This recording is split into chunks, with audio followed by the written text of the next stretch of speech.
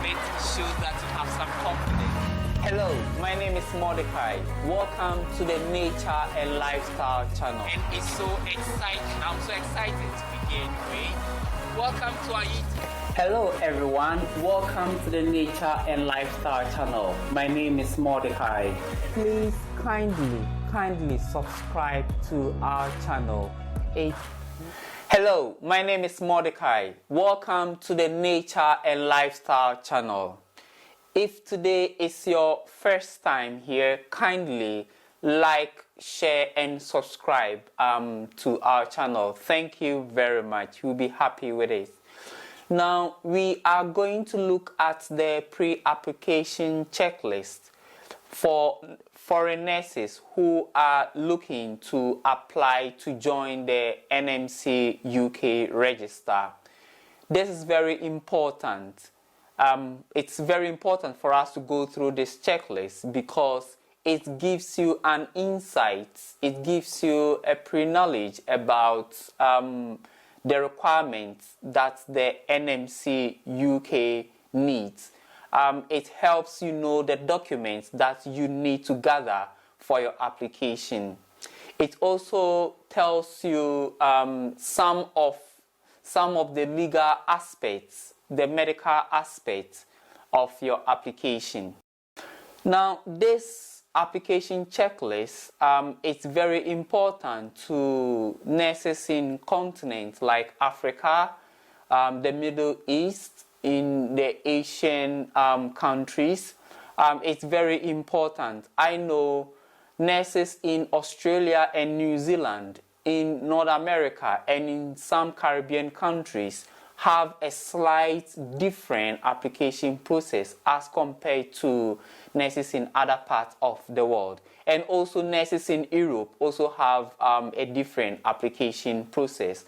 But for nurses in Africa, in the Philippines, in the Middle East, our application process is similar, almost the same. Now, this is the pre-application checklist you have to go through before you start your application. First thing on the checklist, okay, the first thing on the checklist, the NMC-UK is asking, do you have a valid passport? Do you have a valid passport? Now, guys, this is very important. It's very important to get a valid traveling passport. And here, the NMC-UK goes further to say your passport must have more than 3 months to expiry at the time you submit your application.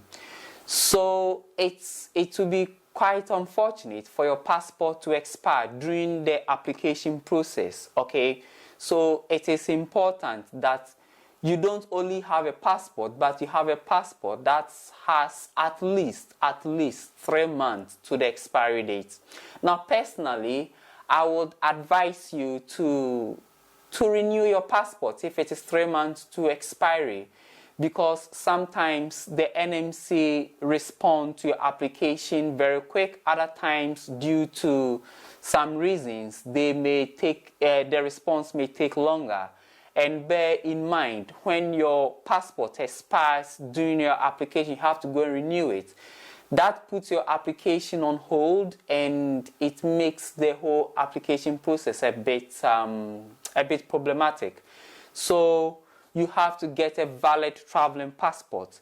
And you don't only need a valid traveling passport for your NMC application. You need it to apply for your IELTS, that is International English Language Test System exams. You need it to apply for, if you do the occupational English exams, okay? If you do the occupational English exam, that is the OET, you need your passport to apply for that. You also need a valid traveling passport for your visa application. So this is very, very important. Now we are looking at the pre-application checklist for international nurses looking to apply to join the NMC-UK register. So do you have a valid traveling passport? We will say yes, we have. Now, the next question is asking, have you ever changed your name? Have you ever changed your name? Now, this is also important because the name that you use in your application process, the NMC-UK application process, okay, the name that you use should be the same name in your passport. If by any reason, that is, for example, if you are married and you've changed your surname, you need to go through the process of making sure that you have the right documentation to show this.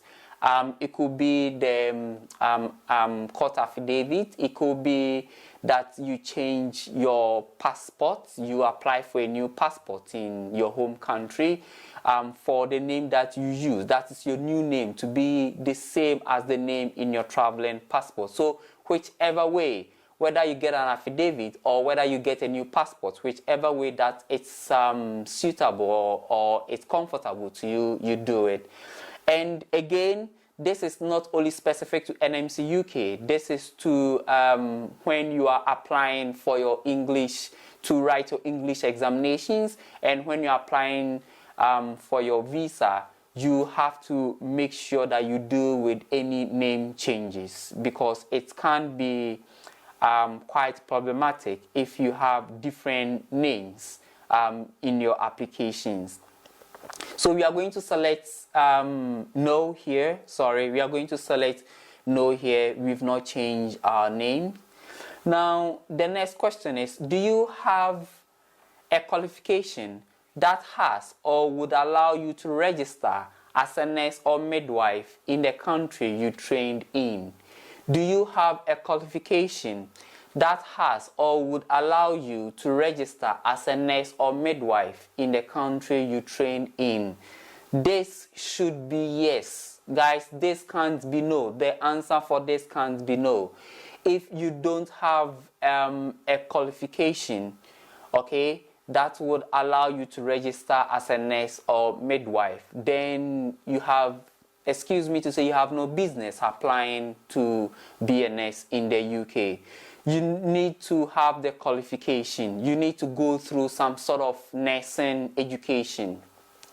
And here I'll go further to explain that the nursing education, the NMC UK require you to at least have at least 3 years of nursing education. That is, you can have your 3 years, which is equivalent to diploma in nursing, or your 4 years, which is equivalent to the degree in nursing, or any nursing qualification higher than that is also acceptable.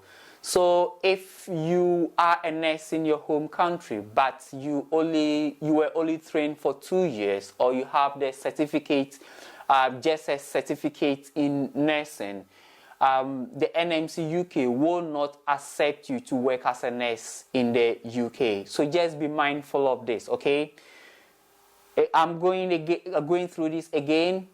The NMC UK, the least qualification that they need is diploma in nursing. That is the least qualification that they need. So just bear in mind before you start your application process. Okay, so here we are going to select yes. Okay, we are going to select yes here. We have a qualification. Now, the next question is, do you have your original qualification certificate? Do you have your original qualification certificate? Now, let's look at the explanation NMC UK gives with regards to this. So it says, this is the certificate you were given when you completed your course for the qualification you are trying on to register with us. Again, this is the certificate you were given when you completed your course for the qualification you are relying on to register with us. So if you are a mental health nurse in your home country, or if you are a midwife, or if you are a general nurse, if you are a pediatric nurse, whichever type of nurse you are, if that is the qualification or that is the type of nursing you are applying to do in the UK, then you need to have a qualification certificate for that. Okay, the NMC-UK during your application process will require this, so you need to have this ready. If you don't have it, then you need to go back to wherever you had your training and your school will provide you with it. Then you have to get a qualification certificate.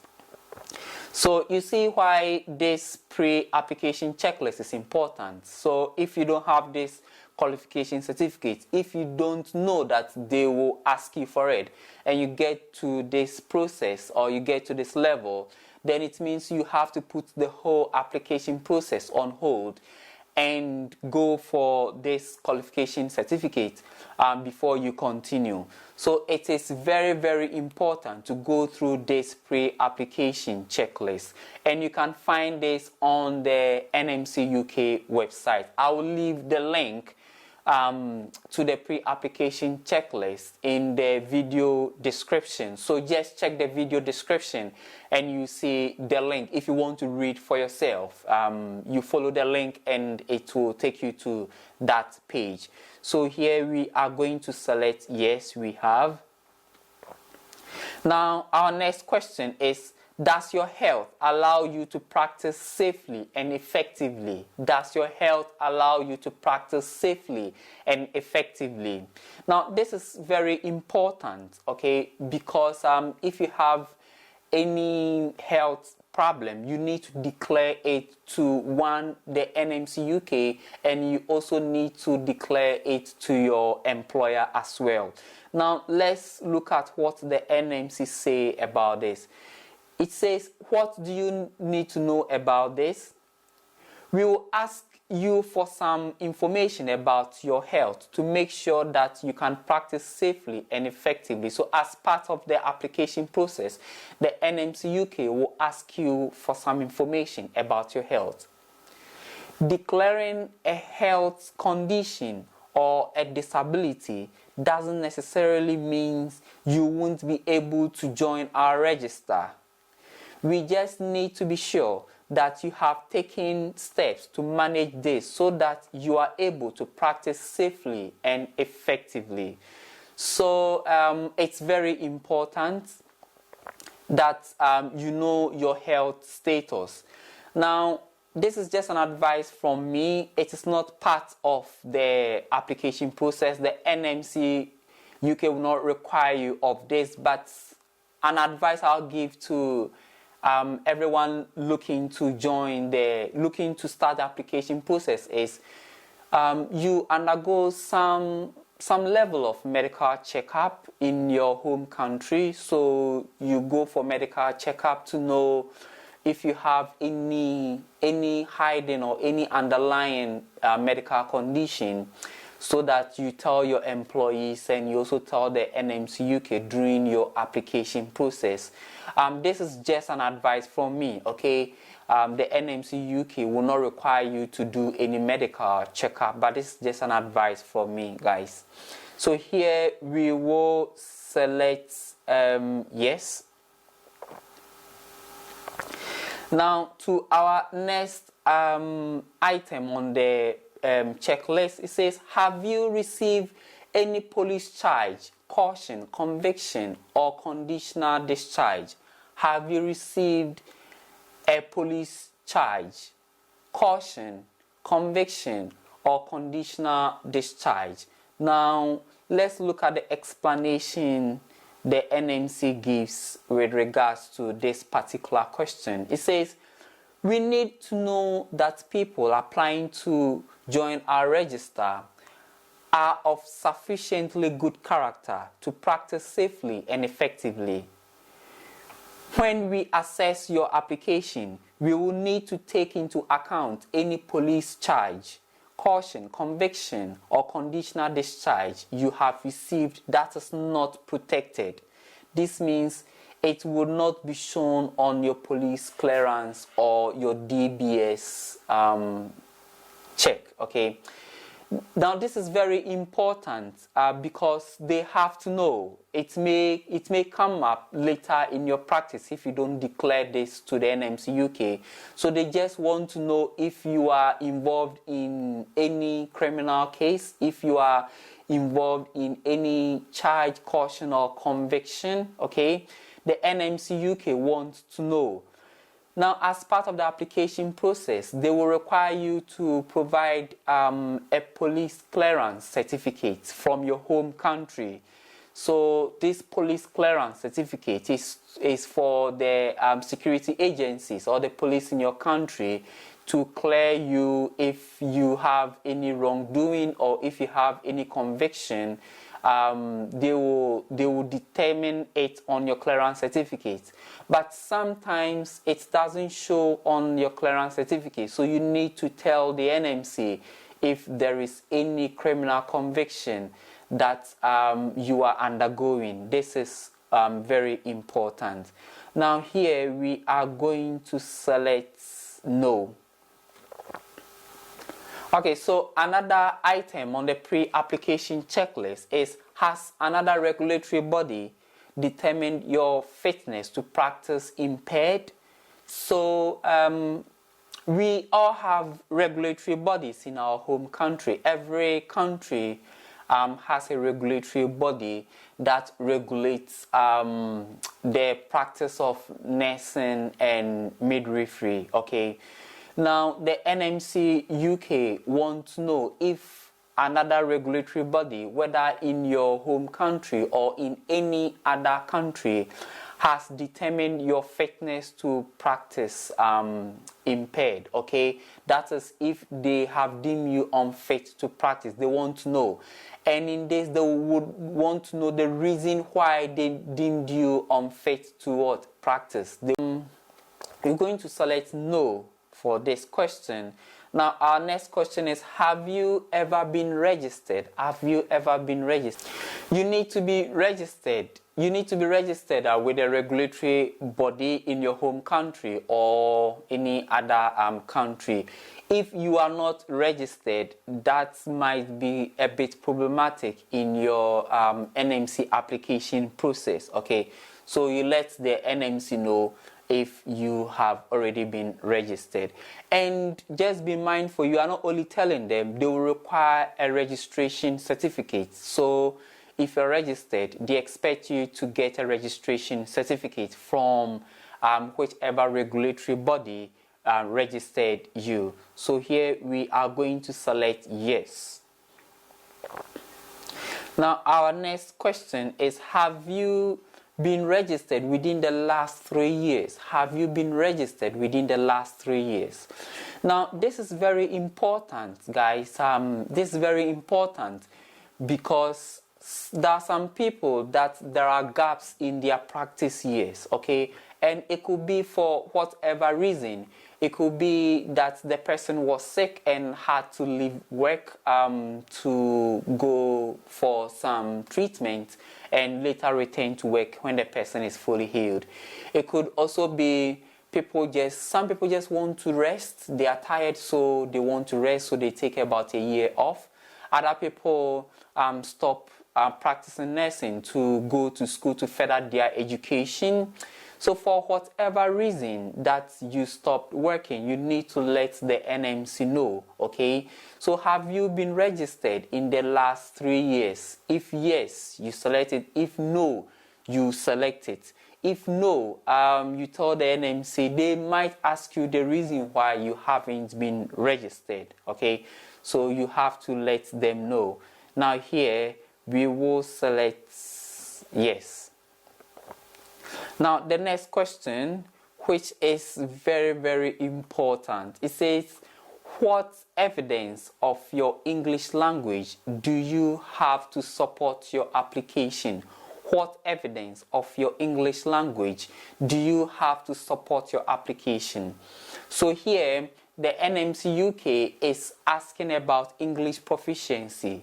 It's asking about English proficiency. Now, depending on the part of the world that you are coming from, the proficiency requirement is not the same for all nurses across the world.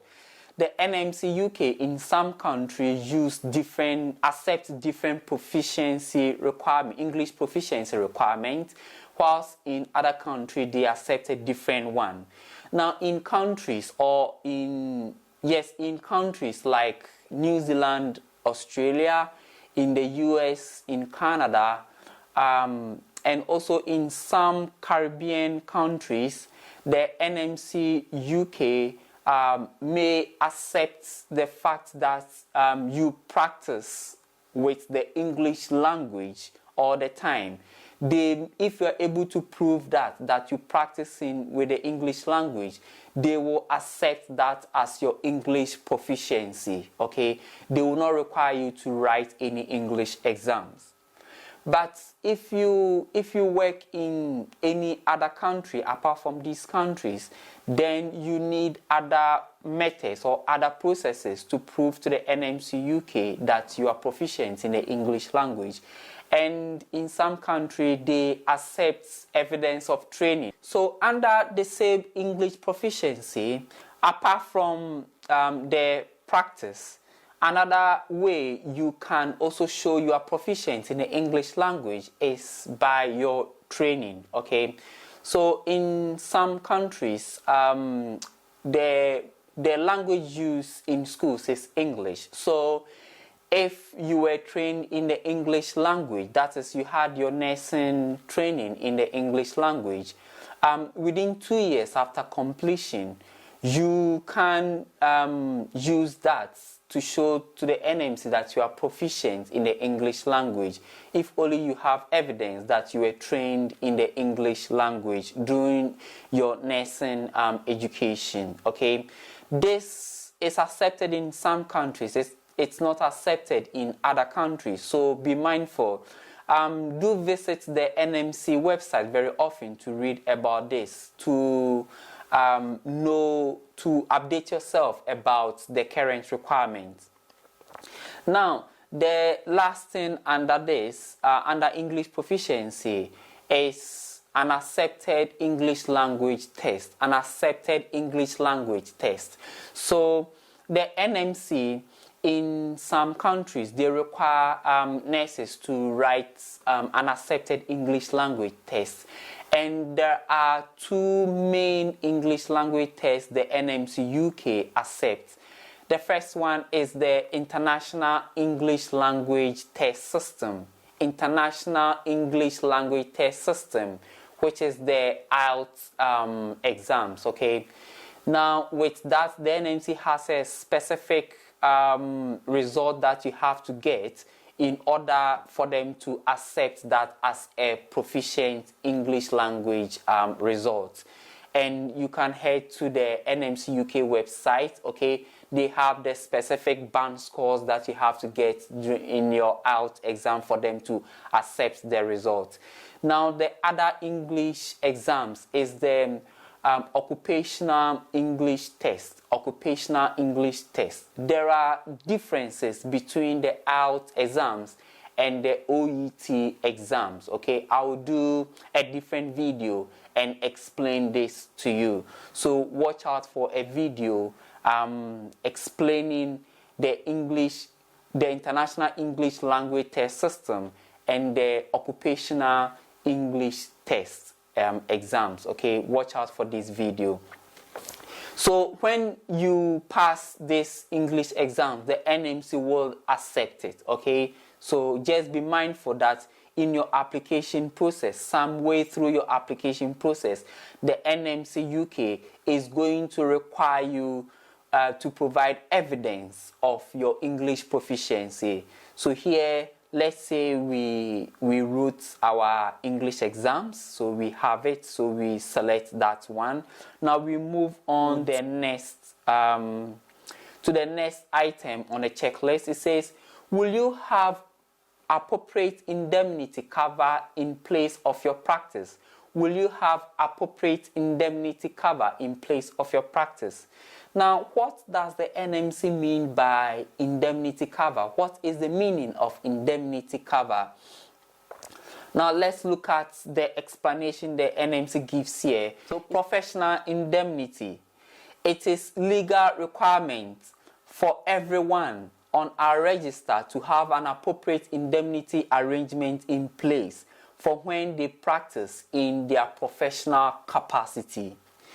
This is to make sure that if someone has suffered through a negligent action of a nurse, midwife, or a nurse associate, they will be able to claim a compensation. They will be able to claim a compensation they are entitled to. The indemnity arrangement doesn't need to be individually held by you. You might be covered by your employer, but it's your responsibility to make sure that it covers your professional practice.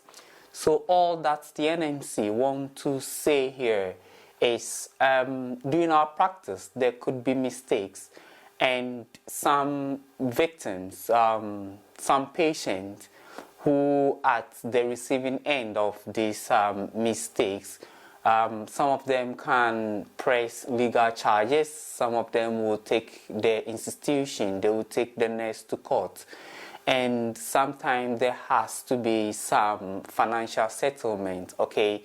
So this professional indemnity is a kind of insurance that covers you in case there is any legal proceedings. Now, most employers, whether private or government, have this indemnity cover for all its workers. It is the responsibility of you as a nurse to make sure that this covers your professional practice. Okay, the NMC says it's our responsibility to make sure this covers our professional practice. So you have to speak to your employer and you have to get details of your, you have to let your employer tell you if you have this professional indemnity, okay? So this brings us to an end to today's video.